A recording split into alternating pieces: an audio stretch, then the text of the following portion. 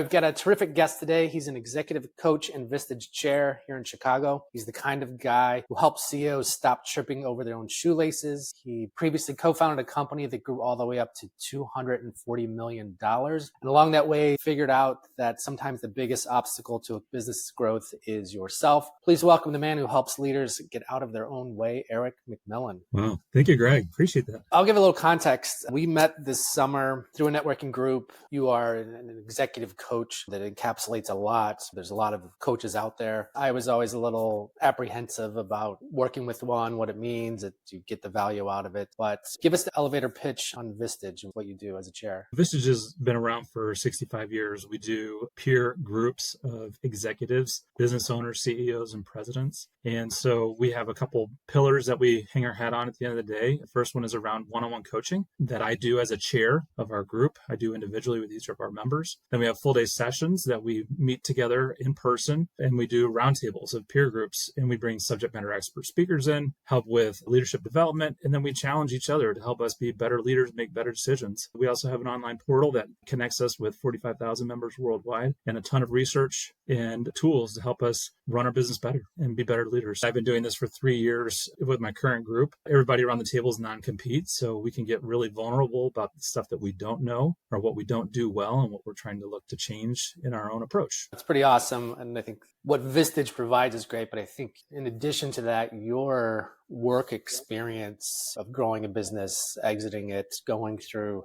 the trials and tribulations of managing and growing a business add even more value on top of all the power of Vistage. What's the origin story of Homeworks Worldwide? Pretty fun story. Several of us worked together. We decided we wanted to leave and start our own company, basically in the similar marketplace. And so we started Homeworks in 2006. There were 5 business partners at the time, some silent investors, and then we started building upon that business. Each of us had our own respective sandbox that we played in. So we knew what we needed to do to help make the company successful. And over the course of 15 years, we did do that. And lots of lessons learned in the process.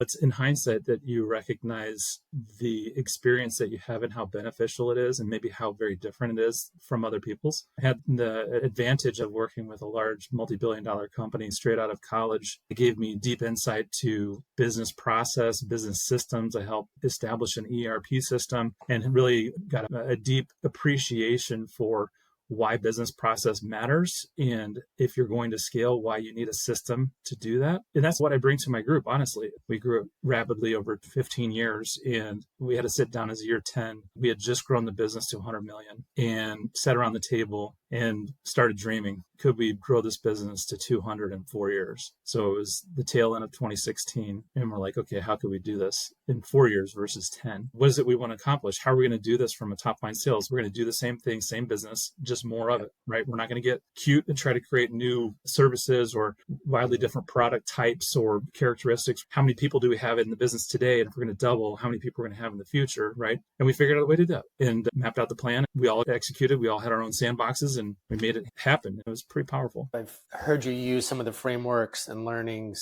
people, who's on the bus, vision, like lots of things we'll get into here in a little bit, but those things come through not as some sort of textbook framework. You have leveraged these frameworks in some capacity in the past, and also the members in the group have, and that really gives it even more power, especially for myself. And I would say there's a bunch of good fortune in that too, right? Frameworks aside, we did a lot of good things well, and we were on the right side of the equation. Half of them are going to be bad, half of them are going to be good. We made more good decisions than bad, but we had our share of failures or lessons learned through the process. But I think we were nimble too. We were quick adapters to challenges and how to overcome and keep iterating. What were the things you ran into that maybe were capping your guys' growth? I think we really did a good job with managing the growth, but I can take you a step back farther. When I worked with Mueller Industries, we were trying to grow our division at the time in Chicago, and there were differences of how to grow the division that we were running. It was rapidly growing, similar to what we eventually did at Homeworks. It was growing very quickly, but there were certain products that companies like, no, we don't want to do these products. We want to stay out of this industry. And we felt like there was a lot of unnecessary handcuffs, if you will, for what types of products we could be pursuing to grow the business. And that was a challenge, right? So it was trying to overcome the corporate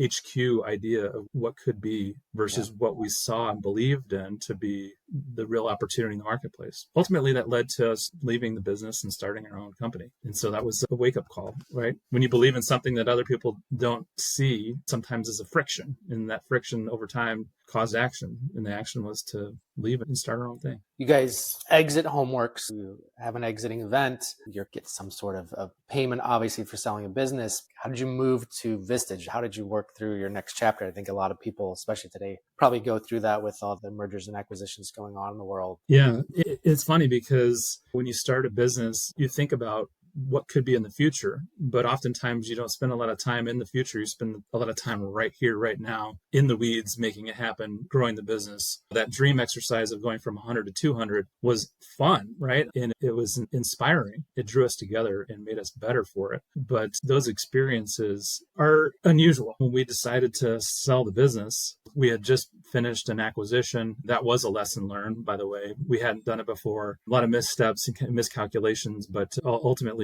made it successful, but not without a lot of blood, sweat, and tears to go along with it. I thought I would be ecstatic. Actually, the opposite happened. And a lot of it had to do with the fact that I tied my own identity to the business so deeply that it was like a divorce with myself in many ways. But what that did is it released me from the golden handcuffs, if you will, of being tied into the business. I myself was a Vistage member at that time, and I had my own chair coach that was helping me through the process, things to be looking for, but also getting real about what do you want to do next? And I hadn't really thought about that. My father recommended me to read a book called Building a Vision for Your Life by Bob Perkins. It's a Christian book. I'm a Christian. My faith is important to me. And when I talk about my purpose, I want my faith to be directly tied to that. Really got grounded on the fact that I'm here to help and serve other people. I can do these things anywhere, right? I help other business leaders see the obstacles, try to get over the hurdles that sometimes they are themselves. And that is a fun place to be, but it's also sometimes very challenging, right? Some people don't want to see it or don't want to acknowledge it. Oftentimes it's scary. And then my conversations with my chair led to further conversations. He says, I think you would be a great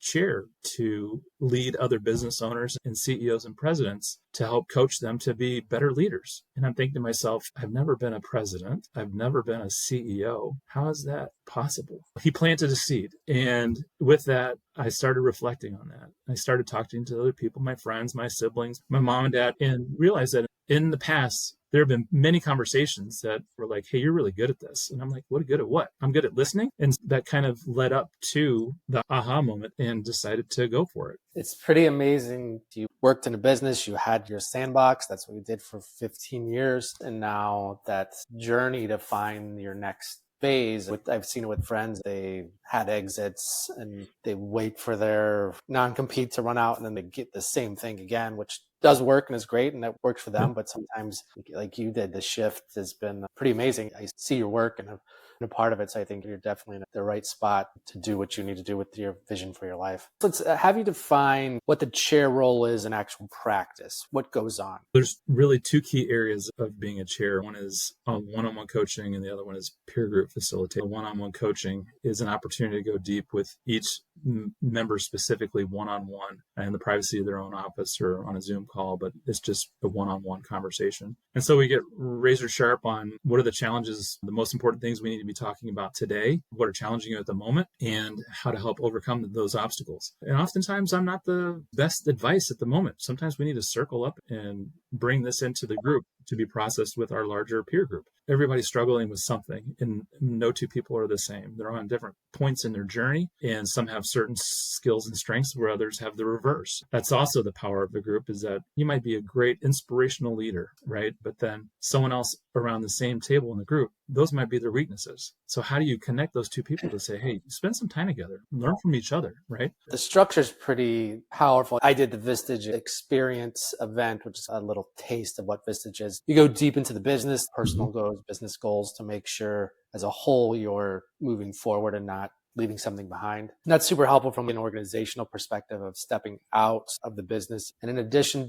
to you as the leader, there's accountability. There's someone else that I know I'm going to meet with in a month to say, here's what you said's going on. Here's the task we had. Prioritize all these things to work on the business. And then when I went to the experience day, which was with the other business owners, it had this called egoless environment. You asked us for what's the biggest problem you have in your business today. And in the in-person group, you picked one and helped facilitate the discussion around that issue, and everyone in the room gave their input to help that individual sort through that issue. Everything was accepted and welcomed. How do you look at getting business leaders out of working in the business and start to work on the business? Yeah, that's a great question. And a lot of it ties back to understanding their leadership skills, right? And where their strengths are and where their weaknesses are. Often just around time and time management. How are you prioritizing your time? If you're familiar with the Eisenhower matrix, that's the tool that I use often. If it's very urgent and it's very important, then you got to do it now. If it's less urgent and very important, you got to schedule it to figure out when you're going to do it. If it's not so urgent and not so important, then it's something you should just delete it altogether, not worry about it. But then if it's urgent but less important, it's just a matter of delegating it to someone who could do it for you. Try to think about where does that task on your list fall and who else could do it for you. And if you don't have a backup to help do some of these things, who can you train to do it so that you can start delegating to someone in the future? If you want the business to grow, you have to work on everybody's capabilities, your own as well. Yeah, that makes a lot of sense. It's easier said than done as a business owner, but a lot of what you do and say is known or is out there, but having the coach with it and to reinforce it and accountability drives you to pull out of in the business and on the business. Individually, you could do it yourself, but the coach and the group together creates the right atmosphere to really accelerate that. Even if you are a great self-starter, it accelerates working on the business. I mentioned the Magic W before, but I don't think I actually explained what that was referring to. Magic W is just an acronym, but basically the value that we bring into our membership. So that's the M, make better decisions. A is for accountability. G is around growth, both personal and professional. I is for isolation relief. You'd be surprised how many business owners feel like it's lonely at the top. C is around change management. Any kind of growth that you're expecting, personal, professional, going to come with some level of change. So how do you go about managing that change? The last one is W, and that's around the work-life balance. It's all about letting go of some of the reins for other people to do it. If you want to elevate yourself to the true business leader, get out of the weeds, delegate. I think those are encapsulated very well of what the Vistage experience, what you get out of it as a member. So it's fall 2025. Hopefully people are starting to think about their 2026 planning and are doing projections and people and resources. What do we need? What do we don't have? What are some tips you have around doing yearly planning for the next year? I like to take a broader view from a budget standpoint. Oftentimes people just look at it from an annual basis and say, okay, what are we trying to accomplish next year? But I want to challenge you to think about it more than that. What's a 3 or 5 year plan? What are you trying to accomplish out 3 to 5 years? And what are the strategic initiatives you need to do this year to make sure you're successful out 3 to 5? Maybe it's I want to grow 20% a year or 10% a year. And so I'm going to take a $2 million business and we're going to ramp it up to say 2.8 in 4 years. And so we want to grow 200,000 every year, right? And that achieves or unlocks some value for you, whether that's additional staff to help balance you, to give you better work-life balance, or a greater level of profitability so you don't have to lose sleep at night, whatever it might be. And then I think it's important not to overlook what is your culture, what are the behaviors you want in your company, and how to rally everybody around what you're trying to accomplish. Part of inspiring a vision is getting everybody level set on how we're showing up each day to achieve the long-term goals. And you may have some turnover that you need to do. You may have some toxic rock stars. They're making your top line great, but they're killing you internally. What do you do about it? You'd be surprised as soon as they let the person go. So many people show up and say, thank you so much for letting that person go. And the mood and the demeanor of the office changes, but you don't know until you try it. What are the top 3 things you want to achieve in your business in this next year? And what are your business goals for you that help you do that? Do you want to align everyone else's 3 goals to help support you achieve what you're trying to achieve this next year? And hold them accountable, because if they can hit their goals, you hit your goals. If you can be clear about expectations and in the way you communicate it, you're going to be far more successful than if you can't. It's just a necessary building block. And so if you don't have the time, you need to figure out how to make the time. You got to elevate yourself to think about leading instead of managing and doing. And that's sometimes hard for people to shift, especially if they have no benchmark to fall on, no prior experience in working with a business that works that way. All they know is bootstrapping. Just having that better process to your yearly planning instead of that's the number we're going after, go off and do it. It's not uncommon. Like they'll lean on to how we've always done it, right? Everybody's working on the back of the napkin, just trying to make it happen. And the next year it was maybe on the back of a sheet of paper, not a napkin. And so you lean on what you know. And if you don't know, you're going to continue trying to do the same thing. And sometimes that's the method of insanity, right? There's a definite trend toward humility. When you can lead with humility and some vulnerability as a leader, to say, I don't know it all, your employees will be more apt to do the same thing. And then you'll really get down to some of the root issues so that you can address them properly. When there's no judgment involved, it's just, hey, we're here to help you make each other better. Yeah, that makes sense. You've been coaching for a bit now. What makes a good coachable leader? It's a great question. It goes back to the operating agreement that we defined for ourselves as a group. But because we have the 4 tenets of Vistage, trust, care, challenge, and growth, you need to have the psychological safety of the group in mind. So that's what I try to foster, is making sure that we have that environment. So I try to really be careful about the type of folks that I bring into the group. If I have a very large ego that wants to be the primary voice in the room, or always get the microphone, or always have the answers, that's not who I'm looking for. I'm looking for folks that want to get vulnerable about what they don't know and be honest and open about it and learn from each other. It's important that the folks around the table are committed to each other, committed to being at the one-on-ones and preparing for those conversations, being there for the full day sessions with the group, being prepared for those sessions, bring curiosity about their other members that they would hope other members are of them as well. We want a healthy environment. We want camaraderie. We want to know that we're not going to be judged for our past failings, but that we're going to be really encouraged about the next steps that you take. We want to know that the value is there for you and you're doing something with it. On the care side, it's how we show up for each other in difficult times. Sometimes people have personal challenges and they don't know who to go to. And so they'll come to the group and we'll talk it through. There's no shame in that. We're here for the members no matter what's on their mind or their heart. The challenge is around wanting the best for each other and challenging each other to be at their best. One of the things that I like to say often, and it applies to my children too, is we oftentimes see in others what they don't see in themselves. Sometimes we have to tell each other the hard truths so that they see it. And then we want to do it delicately, but we want to do it because we would like others to do the same thing with us. If that sounds like something you're interested in or something you want to explore, then, we should talk, because that's what we do. You can ask any of the members that are in my group. This is how we operate. This is how we expect each other to show up. All right, we'll end with 2 kind of quick hitters. What is something or a couple things that are inspiring you today or stimulating you intellectually, a book, a podcast, a person that you're liking right now? It sounds cliche, but really the challenge of what is AI to the business. With my group, we do a personal business and health check-in. I've added an AI check-in, and we're inspiring one another on what are the unique and new ways that we're using AI in our day-to-day business to inspire others to do the same and do new and different things. I'm inspired by the types of exercises that companies are doing now in leveraging insight with AI to make faster, better decisions, not necessarily to take people out of the equation, but just do things smarter, faster. This is the way of the future. You're going to have to figure out how to adopt to this tool and how can you lean on it for what you're trying to do. And honestly, back to working on the business versus in the business, help it take some of these heavy lifting in the business tasks off your plate so you can go work on and actually use it for the on too. I think it's all related to how curious are you and how well can you craft a prompt. Not everybody has the same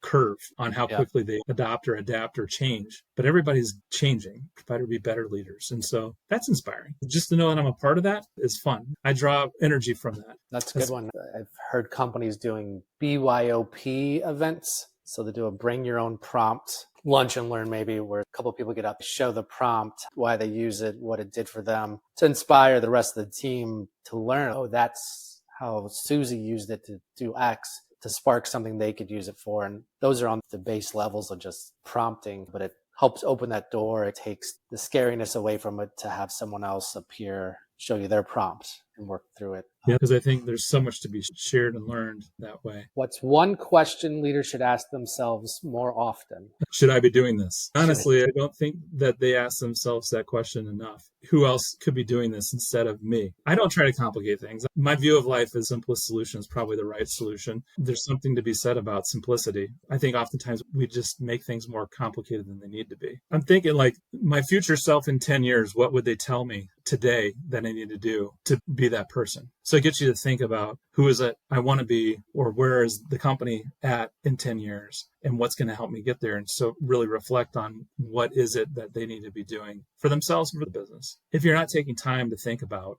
that, then are you going to achieve what you want to do in 10 years? I think that's great. Eric, thank you for being on the show. We'll put the links to Vistage and everything else in the descriptions and comments and everything that we clip out of this. Thank you very much for coming on. Greg, it's been a pleasure. Thank you. Appreciate it.